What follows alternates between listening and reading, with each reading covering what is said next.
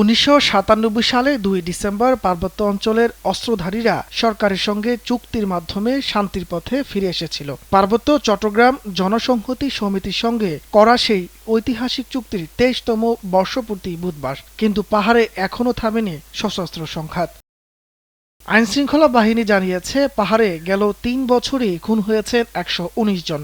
এর মধ্যে আঞ্চলিক রাজনৈতিক দল ইউপিডিএফ এর 38, জনসংহতি সমিতি লারমার 36, জনসংহতি সমিতির 13 ও ইউপিডিএফ গণতান্ত্রিকের 1 জন সহ 20 জন সাধারণ নাগরিক রয়েছেন। 3 পার্বত্য জেলার মধ্যে রাঙ্গামাটি ও খাগড়াছড়িতে নিহত হন 101 জন, আর বান্দরবানে নিহত হন 18 জন। পাহাড়ের নাগরিকরা বলছেন, বরং সম্প্রতি বান্দরবান সহ পার্বত্য চট্টগ্রামে বেড়েছে খুন, চাঁদাবাজি, অপহরণ। চুক্তি হয়েছে এই এলাকার শান্তি অগ্রগতির জন্য, সম্প্রীতি রক্ষার জন্য, কিন্তু আমরা কাঙ্ক্ষিত সেই সম্প্রীতি অগ্রগতির বর্তমান বাস্তবতায় এটি একটি দুরূহ ব্যাপার হয়ে দাঁড়িয়েছে। জেলা পরিষদ, আঞ্চলিক পরিষদের নির্বাচন দিতে হবে, 1900 সালের হিলটেক ম্যানুয়াল বাতিল করতে হবে, সকলকে এখানে সুন্দরভাবে বন্ধুসুলভ সহাবস্থানের ব্যবস্থা করতে হবে।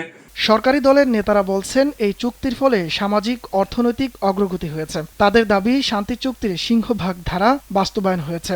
আবার অন্যদিকে শান্তি চুক্তি স্বাক্ষরকারী জ্যোতিরিন্দ্র বোধিপ্রিয়, সন্তু লারমার নেতৃত্বাধীন জনসংহতি সমিতির অভিযোগ, চুক্তির 2/3 ধারাই এখনো বাস্তবায়ন হয়নি। যে আজকে যে ভূমির বিষয় বলা হয়েছে, সেখানে ধানি জমি 2 কানি দিবে, তারপরে ধানি জমি না থাকলে 2 একর পাহাড়ের ভূমি দিয়ে তাদেরকে পুনর্বাসন করা হবে, এবং সেখানে বলছে যে হালের গরু দেওয়া হবে, এবং পার্বত্য চট্টগ্রামের মানুষ যাতে এই জমি আমার, এই দেশটা আমার যাতে ভাবতে পারে।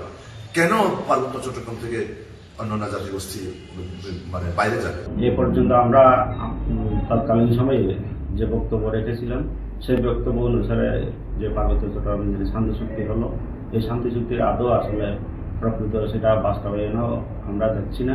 শান্তি চুক্তির ফলে বান্দরবান সহ পার্বত্য অঞ্চলের উন্নয়নে যে ধারাবাহিকতা তৈরি হয়েছে তা অব্যাহত রাখতে সংঘাত বন্ধের দাবি সাধারণ পাহাড়ি বাঙালি মানুষের। সম্প্রীতি ও সম্ভাবনার এই অঞ্চলে চলমান হানাহানি বন্ধ হয়ে প্রতিষ্ঠা হবে স্থায়ী শান্তি, এই প্রত্যাশা সকলের। নিউজ ডেস্ক, দেশ টিভি।